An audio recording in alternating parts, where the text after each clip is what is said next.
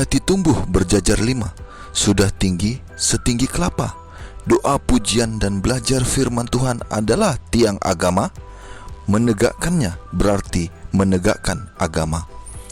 Konnichiwa, Shalom.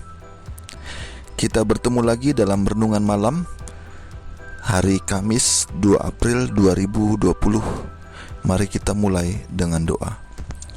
Tuhan kami yang baik, yang penuh kasih setia, dan selalu memberikan kami pertolongan setiap saat ketika kami butuhkan. Terima kasih Tuhan untuk saat ini Engkau tetap memberikan kami damai sejahtera, kesehatan, dan kuasa kemuliaan-Mu, sehingga kami dapat belajar firman-Mu.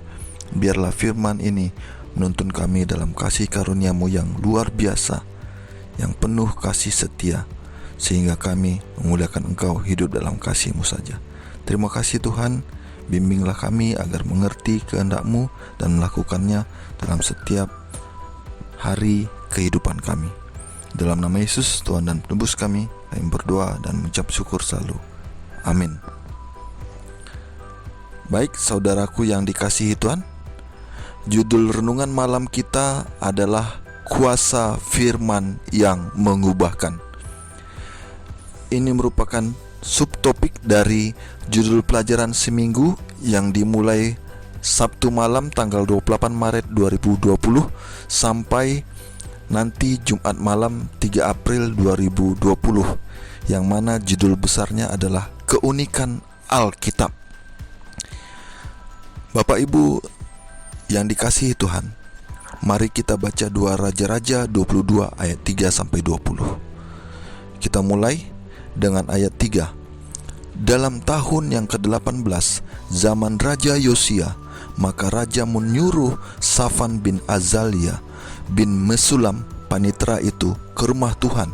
Katanya, pergilah kepada imam besar Hilkia, suruhlah ia menyerahkan seluruh uang yang telah dibawa ke dalam rumah Tuhan, yang telah dikumpulkan dari pihak rakyat oleh penjaga-penjaga pintu.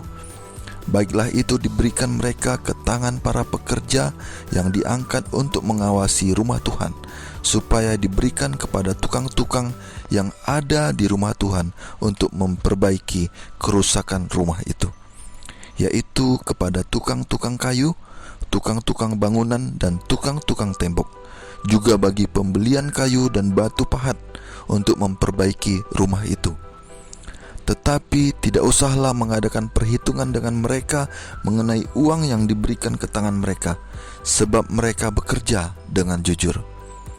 Berkatalah imam besar Hilkia kepada Safan panitera itu, telah kutemukan kitab Taurat itu di rumah Tuhan.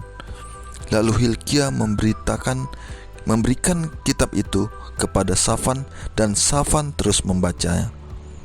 Kemudian Safan panitera itu masuk menghadap raja. Disampaikannya lah kabar tentang itu kepada raja. Hamba-hambamu ini telah mengambil seluruh uang yang terdapat di rumah Tuhan dan memberikannya ke tangan para pekerja yang diangkat mengawasi rumah itu. Safan panitera itu memberitahukan juga kepada raja, Imam Hilkia telah memberikan kitab kepadaku. Lalu Safan membacakannya di depan raja. Segera sesudah raja mendengar perkataan kitab Taurat itu, dikoyakkannya lah pakaiannya.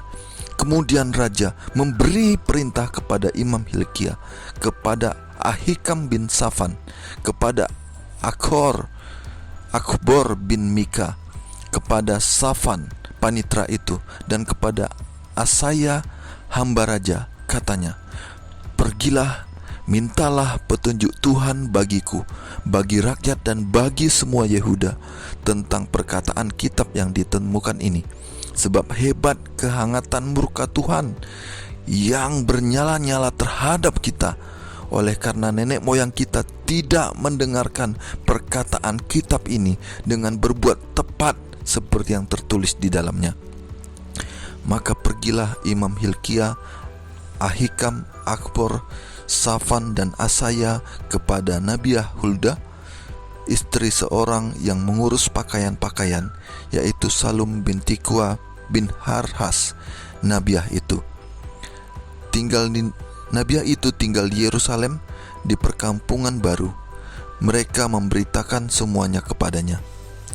Perempuan itu menjawab mereka, "Beginilah firman Tuhan, Allah Israel. Katakanlah kepada orang yang menyuruh kamu kepadaku, beginilah firman Tuhan, sesungguhnya aku akan mendatangkan malapetaka atas tempat ini dan atas penduduknya, yakni segala perkataan kitab yang telah dibaca oleh Raja Yehuda. Karena mereka meninggalkan aku dan membakar korban kepada Allah lain dengan maksud menimbulkan sakit hatiku dengan segala pekerjaan tangan mereka. Sebab itu kehangatan murkaku akan bernyala-nyala terhadap tempat ini dengan tidak padam-padam. Tetapi kepada Raja Yehuda yang telah menyuruh kamu untuk meminta petunjuk Tuhan, harus kamu katakan demikian. Beginilah firman Tuhan, Allah Israel, mengenai perkataan yang telah kau dengar itu. Oleh karena engkau sudah menyesal dan engkau merendahkan diri di hadapan Tuhan pada waktu engkau mendengar hukuman yang kufirmankan terhadap tempat ini dan terhadap penduduknya, bahwa mereka akan mendahsyatkan dan menjadi kutuk, dan oleh karena engkau mengoyakkan pakaianmu dan menangis di hadapanku, aku pun telah mendengarnya. Demikianlah firman Tuhan.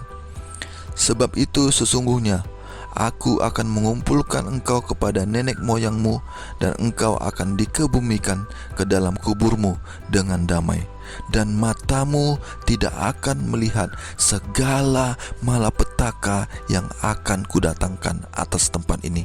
Lalu mereka menyampaikan jawab itu kepada raja. Dari ayat-ayat di atas, apakah yang menyebabkan Raja Yosia mengoyakkan pakaiannya? Bagaimanakah penemuannya bukan hanya mengubah dirinya, tetapi keseluruhan bangsa Yahudi? Pada tahun 621 sebelum Masehi, saat Yosia berusia sekitar 25 tahun, Hilkia imam besar menemukan kitab Taurat, yang boleh jadi adalah 5 kitab pertama Musa, atau lebih spesifik, kitab Ulangan. Selama pemerintahan ayahnya Amon dan Manasye kakeknya yang paling jahat, gulungan kitab ini telah hilang di tengah-tengah penyembahan kepada Baal Asyera dan segenap tentara langit. Tertulis dalam 2 Raja-Raja 21 ayat 3-9. Segera setelah Yosia mendengar syarat perjanjian Tuhan, dia mengoyakkan pakaiannya dalam keadaan yang sangat susah, karena ia menyadari betapa jauhnya ia dan rakyatnya telah menyimpang dari penyembahan kepada Allah yang benar. Dia segera memulai suatu pembaruan di seluruh negeri, merobohkan bukit-bukit pengorbanan dan menghancurkan patung-patung dewa asing. Setelah selesai, hanya ada satu tempat yang tersisa untuk beribadah di Yehuda, bait suci Allah di Yerusalem.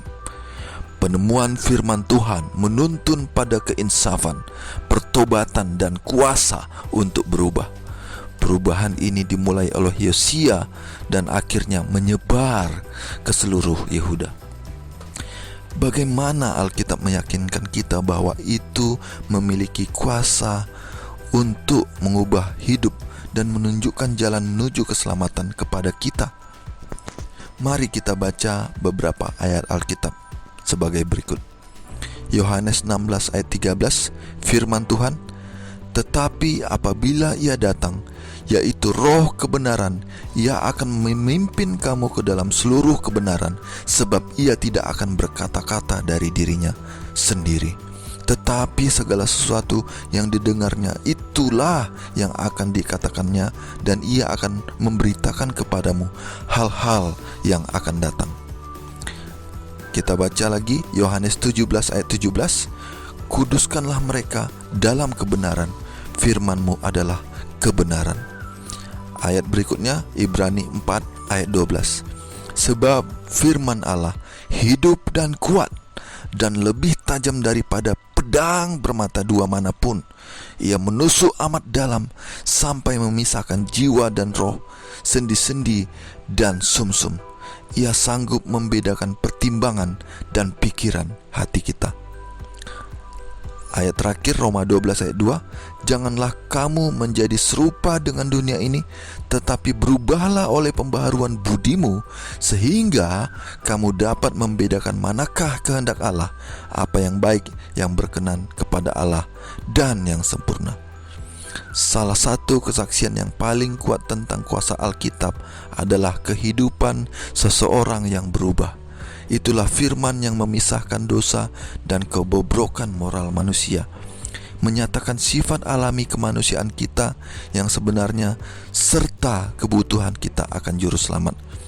Sebuah buku unik seperti Alkitab yang tersusun dalam sejarah, diilhami oleh nubuatan dan dengan kuasa untuk mengubahkan kehidupan, harus ditafsirkan dengan cara yang unik. Ini tidak akan bisa ditafsirkan sama seperti buku yang lain, karena firman Allah yang hidup harus dipahami dalam terang Kristus yang hidup, yang berjanji mengirimkan rohnya untuk menuntun kita ke dalam seluruh kebenaran. Silakan baca Yohanes 16 ayat 13. Maka Alkitab sebagai wahyu kebenaran Allah pasti berisi prinsip penafsirannya sendiri. Prinsip-prinsip ini dapat ditemukan saat mempelajari bagaimana para penulis Alkitab menggunakan Alkitab dan dituntun olehnya, sementara mereka membiarkan Alkitab menafsirkan dirinya sendiri. Baiklah, mari kita berdoa. Tuhan, terima kasih atas firman yang Tuhan berikan, yang menyatakan betapa firman Tuhan mempunyai kuasa untuk mengarahkan kami dengan bimbingan Roh Kudus untuk kami berubah, bertobat dan membaharui hidup kami. Hanya oleh kemurahan dan kasih setiamu Tuhan. Biarlah Tuhan pelajaran yang sudah kami pelajari menuntun kami Bapa untuk datang menyembah Engkau, bertelut di hadapan-Mu, mengakui dosa kami, dan berubah dari segala sesuatu yang tidak berkenan kepadamu. Biarlah kemuliaan-Mu dan keagungan-Mu Bapa yang selalu memenuhi hidup kami, Yesus Kristus. Biarlah Engkau yang selalu membimbing kami, Roh Kudus, dalam segenap hidup kami. Di dalam nama Yesus, Tuhan dan penebus kami berdoa dan mengucap syukur selalu. Amin. Demikianlah renungan malam kita saat ini. Kiranya Tuhan memberkati. Kincir angin negeri Belanda, tempat keju, banyak mentega. Alkitab merupakan pembeda antara Kristen dengan agama lainnya. Saubol, Horas.